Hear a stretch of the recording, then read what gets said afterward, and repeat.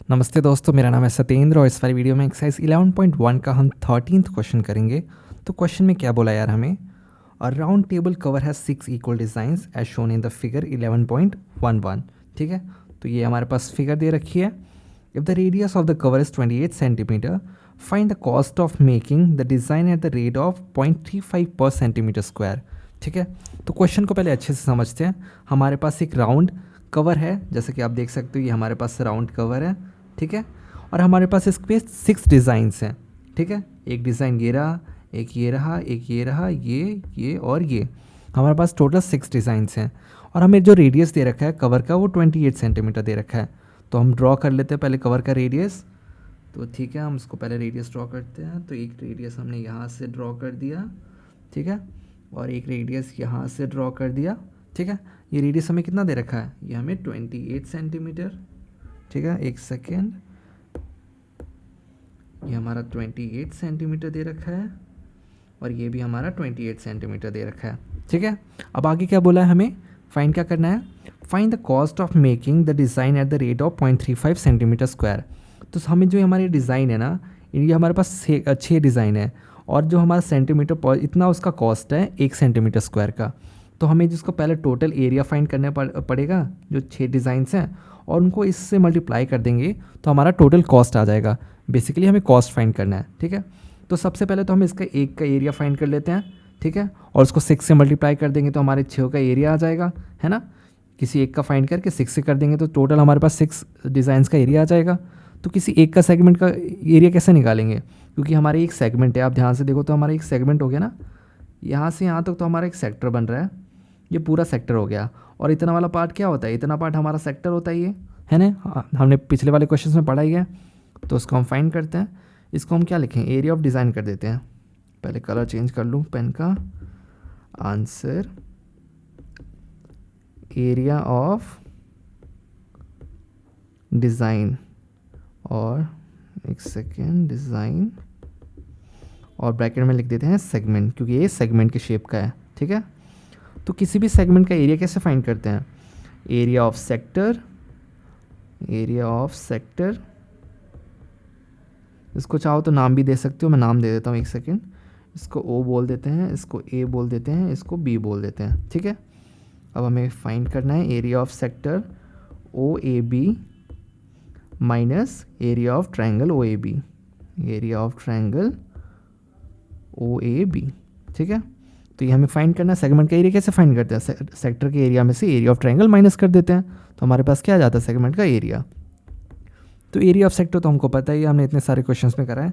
क्या होता है फॉर्मूला हमारे पास, थीटा अपॉन में 360 इंटू में पाई आर स्क्वायर। ठीक है, अब एरिया ऑफ ट्रायंगल कैसे फाइंड करेंगे, तो उसके लिए सबसे पहले हम फाइंड करते हैं ये वाला एंगल कितना बन रहा है। क्यों, मैं आपको बताता हूँ। हमें सबसे पहले ये वाला एंगल फाइंड करते हैं। ये कैसे करेंगे, अब देखो यहाँ पे टोटल सेक्टर्स कितने बन रहे हैं, आपसे ध्यान से देखोगे तो एक सेक्टर ये रहा, एक सेक्टर हमारा ये हो जाएगा, एक ये हो जाएगा, एक ये और एक ये। तो टोटल सेक्टर कितने हो गए हमारे पास, 6 सेक्टर्स हो गए ना, 1 2 3 4 5 6। ठीक है, तो अगर सारे सेक्टर्स का एंगल हम सम कर देंगे तो कितना हो जाएगा, 360। तो किसी एक सेक्टर का एंगल निकालना तो कितना हो जाएगा, मैं यहाँ पर शो करके बताता हूँ आपको। 6 सेक्टर्स का एंगल कितना हो जाएगा, 360 डिग्री। तो एक सेक्टर का एंगल कितना हो जाएगा, 360 डिवाइडेड बाय 6, जो कि होता है 60 डिग्री, है ना। तो हमारा एंगल कितना हो जाएगा, ये एंगल हो जाएगा हमारा 60 डिग्री।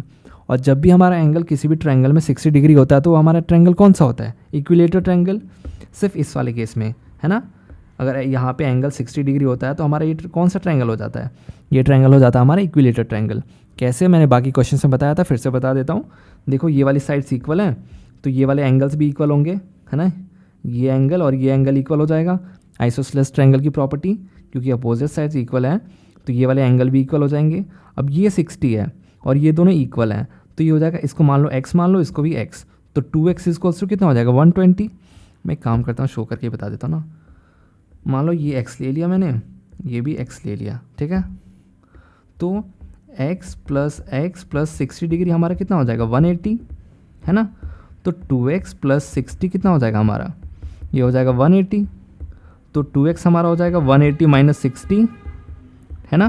तो 2x हो जाएगा हमारा 180 माइनस 60 कितना होता है 120, तो x कितना हो गया हमारा 60 डिग्री, 120 डिवाइडेड बाई 2, तो ये वाले x एंगल भी कितने हो गए 60 डिग्री।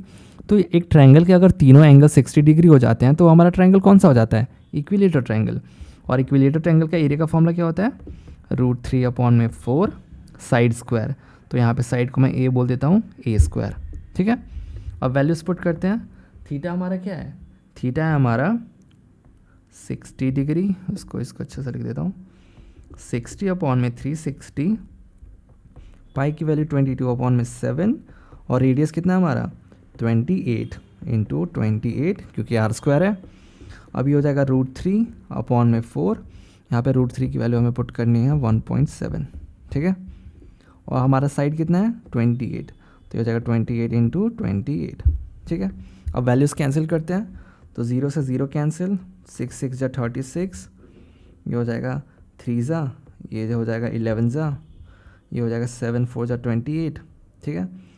और कुछ बचा हमारे पास नहीं, और कुछ नहीं बचा हमारे पास, तो ये हो जाएगा हमारा 11 × 4 × 28 डिवाइडेड बाई 3 माइनस ये हो जाएगा 7 जा, तो इसको मल्टीप्लाई करेंगे तो जो हमारा आंसर आएगा 7 × पहले लिख देता हूँ √3 × 7 × 28, ठीक है। अब मैं काम करता हूँ, थोड़ा ऊपर से वैल्यूज़ मैं यहाँ पे सब क्लियर कर देता हूँ क्योंकि जगह की कमी है, आप नोट कर लेना। तो मैं इसको थोड़ा सा क्लियर कर देता हूँ।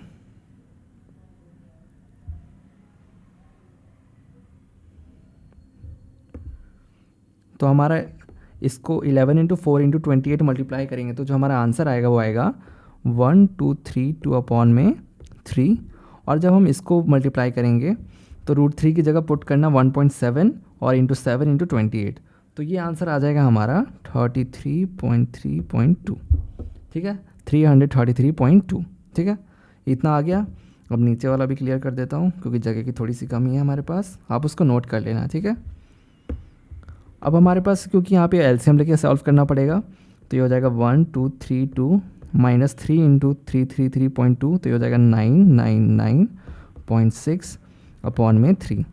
अब इसमें से ये वाली वैल्यू माइनस करेंगे तो हमारा जो आंसर आएगा वो आएगा 232.4 डिवाइडेड बाई 3, ठीक है।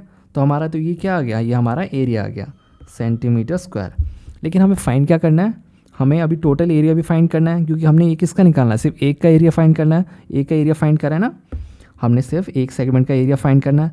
अब हमें सारे सेगमेंट्स का एरिया फाइंड करना है। तो टोटल कितने सेगमेंट्स हैं, टोटल 6 सेगमेंट्स हैं। तो यहाँ पे टोटल एरिया जो हो जाएगा हमारा, टोटल एरिया वो हो जाएगा 6 × 232.4/3, ठीक है। तो हो जाएगा 3 2 6 और 2 को मल्टीप्लाई करेंगे 232.4 से, तो आ जाएगा हमारा आंसर 464.8, ठीक है, सेंटीमीटर स्क्वायर। तो ये हमारा टोटल सेगमेंट्स का एरिया हो गया, टोटल डिज़ाइन का एरिया हो गया, ये 6 सेगमेंट्स का एरिया हो गया, ठीक है। कितना हो गया 464.8। अब हमें फाइंड क्या करना है, हमें मेन फाइंड करना है कॉस्ट। तो मैं इसको यहाँ पे लाइन खींच कर देता हूँ। तो जो हमारा कॉस्ट हो जाएगा वो हो जाएगा formula rate × total area, total area है ना। तो हमारे पास रेट कितना दे रखा था 0.35 है ना, और हमारे पास टोटल एरिया कितना है 464.8। अब इन दोनों को मल्टीप्लाई करने पे जो हमारा आंसर आएगा वो आएगा हमारे पास 162.68 रुपीज़, ठीक है। ये हमारा रुपीज़ हो गया क्योंकि कॉस्ट किस में होती है, रुपीज़ में होती है। तो हमारा फाइनल आंसर कितना आ गया 162.68। तो इसी के साथ हमारा क्वेश्चन नंबर 13 कंप्लीट होता है, ठीक है। Okay bye.